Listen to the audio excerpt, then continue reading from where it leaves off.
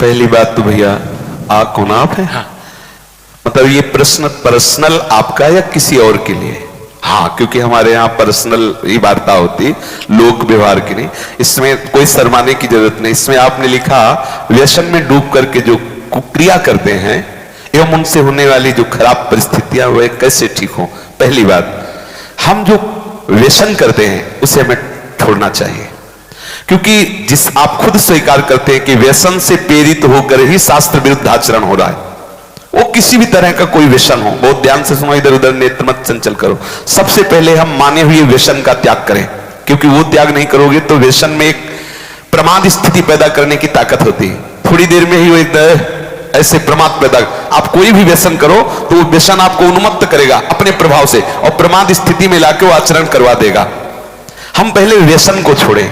दूसरी बात, जिसे हम जानते हैं कि ये कुत्सित क्रिया है, उस क्रिया को छोड़ें, यद्यपि है बड़ा कठिन। जैसे आपकी स्थिति है, आपने अपने आप को खोखला कर दिया।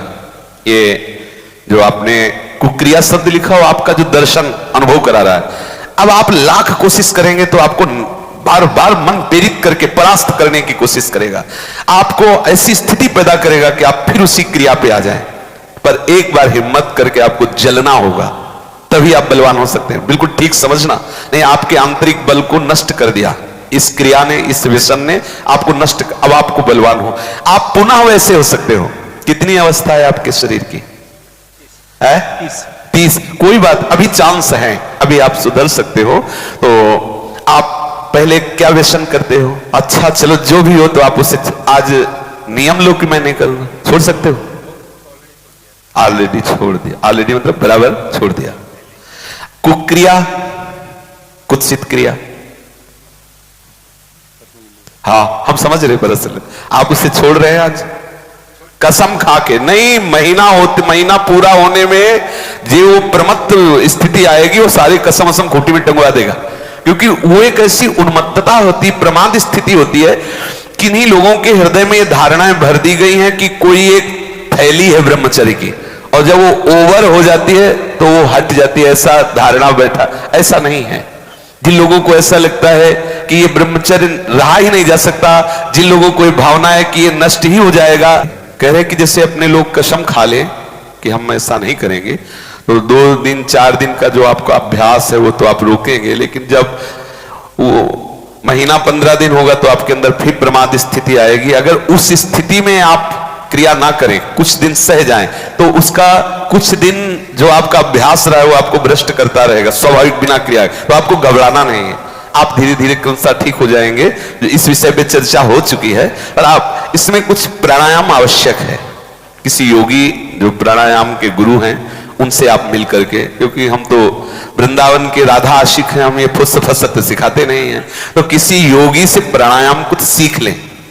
और कुछ व्यायाम, देहाती व्यायाम, जैसे दंड बैठक, दौड़ लगाना आदि को, मतलब हमारी प्राण शक्ति को थोड़ा सा व्यायाम के द्वारा एक बल मिलता है।